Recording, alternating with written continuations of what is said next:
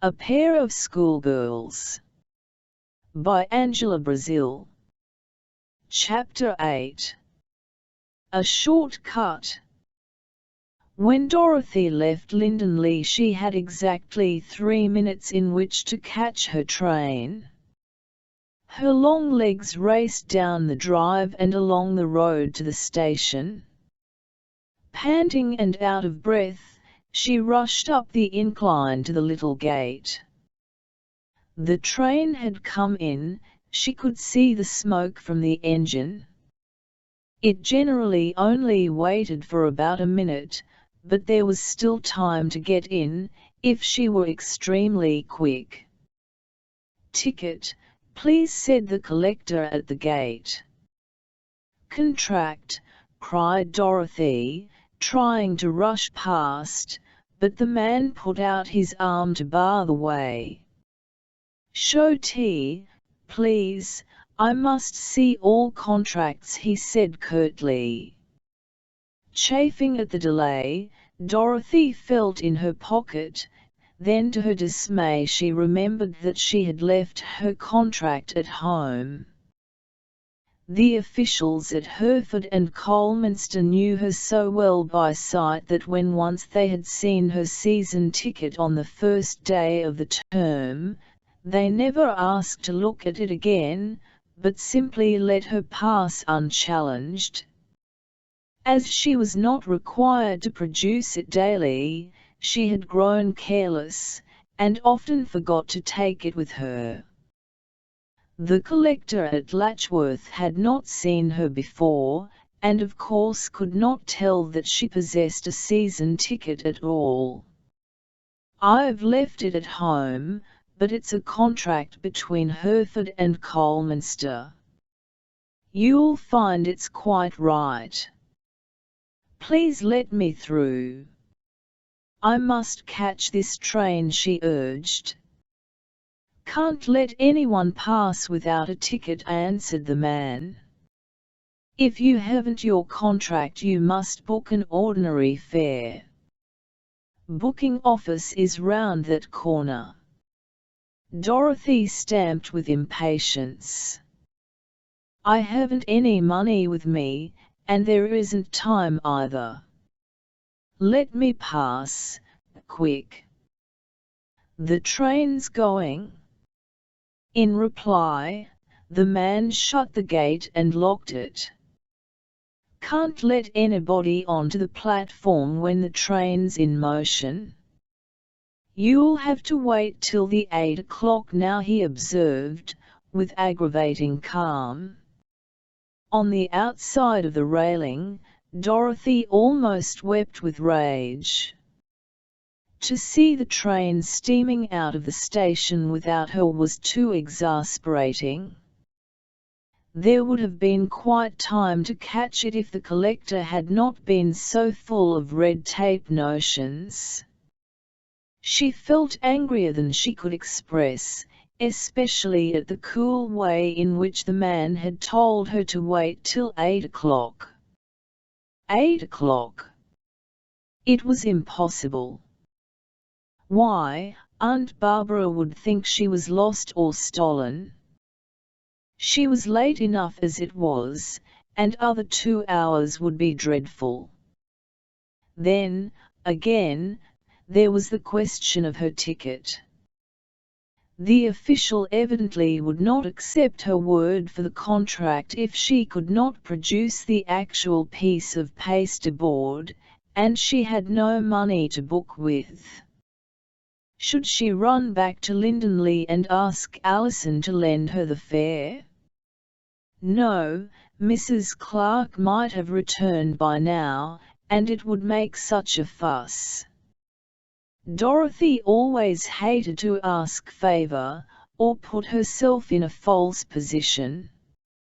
She felt that to turn up at the house again, wanting to borrow a few pence, would be a most undignified proceeding, and would exhibit her in an unfavorable light to her schoolmate's mother.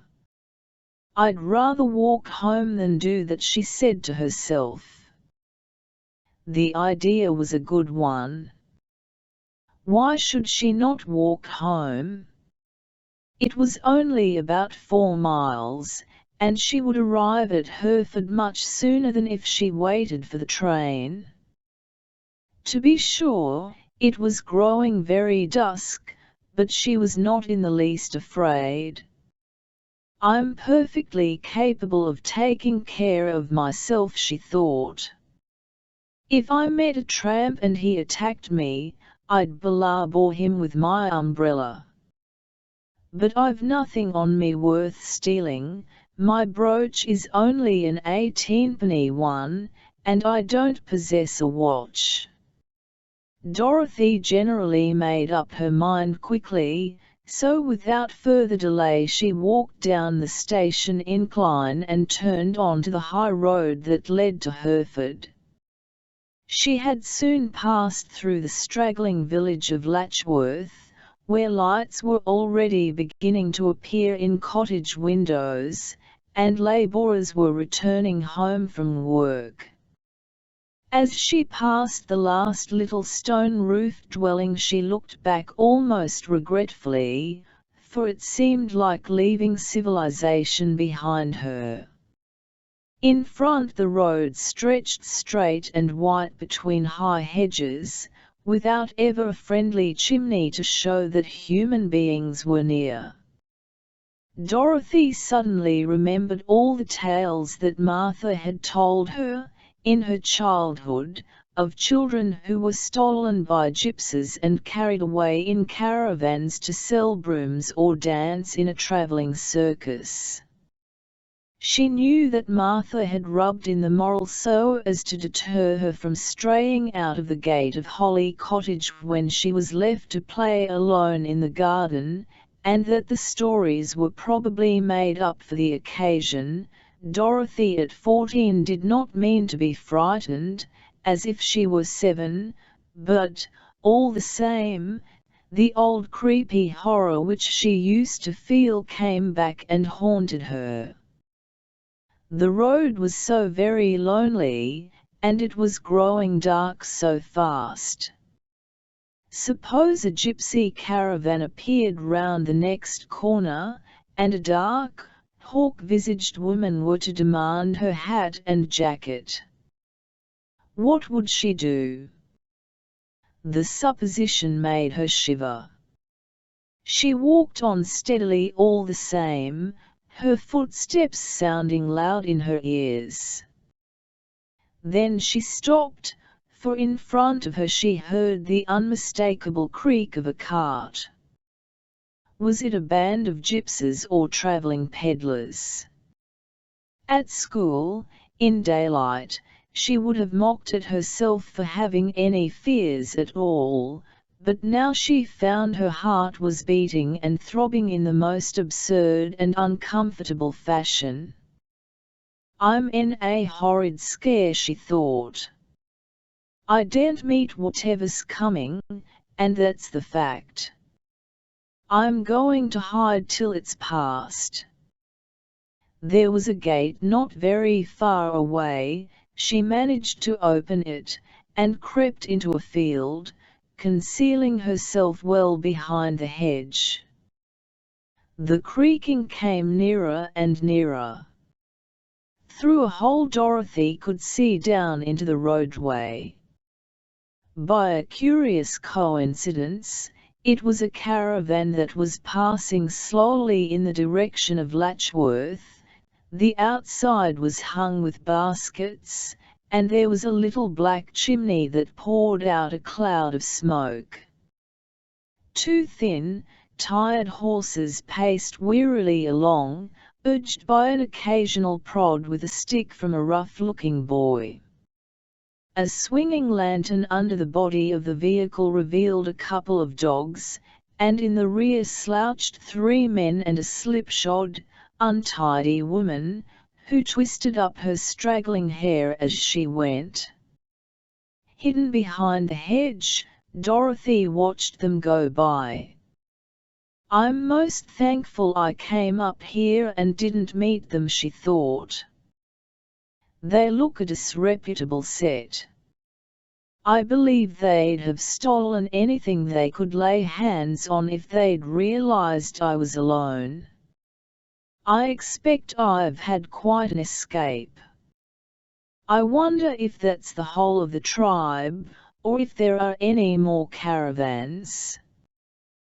The idea of more was discomforting, yet it was possible that this was only the first of a travelling company. Dorothy remembered that there were some wakes at Colminster about this time every year, which would no doubt attract van dwellers from many parts of the country. To meet a succession of these undesirables along the road would be anything but pleasant. Yet what could she do? She certainly did not want to turn back either to the station or to Lindenley. Time was passing rapidly, and she must push forward if she did not wish to be caught in the dark.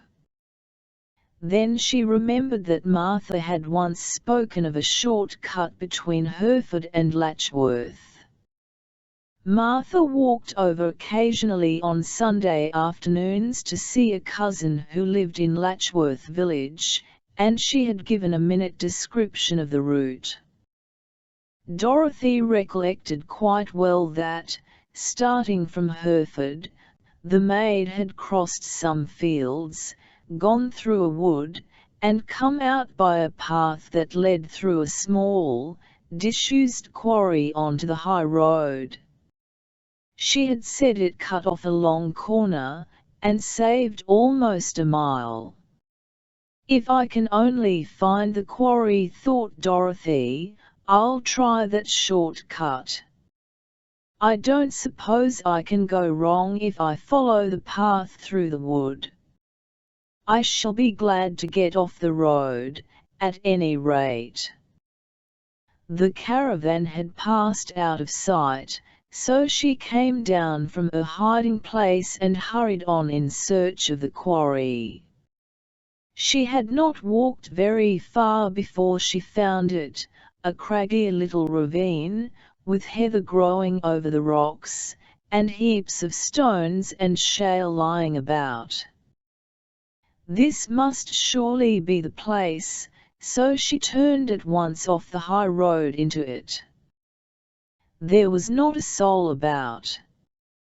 Some agitated blackbirds, annoyed at her vicinity, went fluttering out of the bushes, tweeting a warning to other feathered friends, and something small, either a rat or a rabbit, scuttled away into the grass and dried fern in a great panic at the sight of her. The sun had set some time ago, and the last tinge of red had faded from his sky. The grey, chilly dusk was changing from a neutral tint to black. A landscape on an evening at the beginning of November is never very cheerful, and Dorothy felt the depressing influence of the scene. The few wind-swept trees at the head of the ravine stretched long, bare branches, which looked like fingers prepared to clutch her as she passed. The grass was damp and sodden, and here and there a pool of water lay across the path. She was quite glad when she was out of the quarry, and found herself in an open field. It was a comfort to see the sky all round, even though the light was failing. "I'm sure it's grown dark tonight much quicker than it did yesterday," she exclaimed. "How fearfully overcast it is, too. I believe there'll be rain in a few minutes. Here's the wood. It looks quite thick and fairy tale-y, the sort of place to meet a giant or an ogre." A tile led from her field into the wood. Dorothy scrambled over, and began to follow a path through the trees. It was very dark indeed, for most of the oaks still kept their leaves, and shut out the little remaining light overhead. She could just see to stumble along, and had the greatest difficulty to trace her way. It was wet underfoot, the ground was marshy in places, and strewn with dead leaves. After a little while she came to a place where the path seemed to branch in two directions. Which to choose she could not tell, both seemed equally bad and indistinguishable. Reckoning that Hereford must lie to the left side of her, she turned to the left, almost feeling her way among the trees. "If I don't get out of the wood soon, I shan't be able to see at all. I hope it's not far," she thought. The path grew a trifle better, there were a few stones put down on it. Was she at last coming to a stile? What was that dark patch in front of her? She stopped short suddenly, drawing back just in time to avoid stepping into water. Why, it must be a well. It was a deep pool, edged round with stones, and with a hedge of holly surrounding it on three sides. Perhaps the path led by the back of it. No, the bushes were so thickly matted with a tangle of brambles that it would be impossible to push through. Evidently the path only led to the well, and she must have taken the wrong turning where it had branched. Almost crying, she began to retrace her steps, and hurried faster and faster through the gathering darkness. She was back at last at the spot where she had made the mistake, and this time she turned to the right. The trees seemed to be even nearer together than before, and there was a thick undergrowth which sent out long blackberry trails that caught and tore her coat as she scurried by. She had slung her school satchel on her back, and as she ran it bumped her shoulder almost like somebody hitting her from behind. Indiscreet hiding. It grew so dark at last that Dorothy stopped in despair. It seemed absolutely impossible to find her way, and the horrible truth dawned upon her that she was lost as thoroughly and effectually as any knight of romance, while it seemed extremely unlikely that she would find the convenient pilgrim's cell or hermit's cave that generally turns up in storybooks to shelter the adventurer. To add to her misery, the rain that had been threatening for some time came on, and descended in a torrent. She put up her umbrella and sheltered herself as well as she could behind a tree, but her boots and skirt were already sopping with wet. She felt chilly and cold, and her spirits had descended to the very lowest ebb. Would she be obliged to stay there the whole night, until it was light enough to find her way? The prospect was appalling. "What a horrid pickle and hobble I've got myself into," she thought. The rain came down faster than ever, and suddenly there was a vivid streak of lightning and a loud crash of thunder. Dorothy screamed aloud, for thunder held terrors for her, yet even in the midst of her fright there was a grain of comfort. The bright flash had lit up the wood like an electric lamp, and had shown her, almost within a few yards, the stile for which she was seeking. Off she went in the direction where she had seen it, groping her way anyhow, and tearing her clothes on thorns and brambles. She seemed to have arrived at a hedge, and she began to feel her way along it carefully, hoping to reach the stile. At last her hand touched a wooden bar. It was either the stile itself or a hurdle. she did not care which, if only she could climb over. It looked equally dark, however, on the other side, and even if she got into the field, how was she ever to find the path to the high road?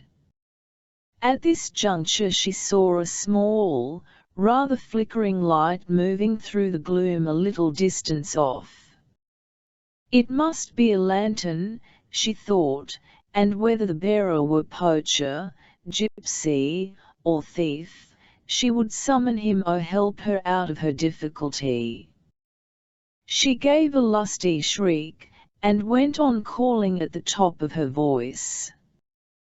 The lantern stopped still for a moment, then, to her intense joy, began to move in her direction. At first she could see nothing but a yellow ring of light, then she made out a dark figure behind, and presently, as it came quite near, she recognized the ruddy face and stubby grey beard of Dr. Longton, who lived in Hereford Village, nearly opposite the church. Dorothy's amazement at seeing the doctor was only equalled by his astonishment at finding her in such a predicament. "My blessed child!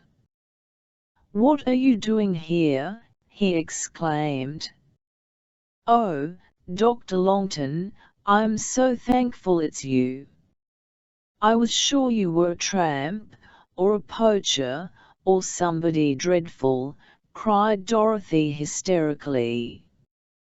"Nothing half so interesting, only a common or garden practitioner coming back from visiting a patient," he laughed. "You haven't told me what you're doing here. Give me your hand, and I'll help you over the fence." "Trying to find a short cut, and losing my way," confessed Dorothy. "I thought I'd have to spend the night in the wood. A very unpleasant camping ground at this time of year. I've slept under the stars myself once or twice, but not in November." That was a loud peal of thunder. "I think the storm's passing over, the rain has almost stopped." With his lantern to guide them, the doctor escorted Dorothy to the door of Holly Cottage, and said goodbye with a twinkle in his eye. "I won't ask inconvenient questions, but it strikes me you've been up to something, you young puss," he said.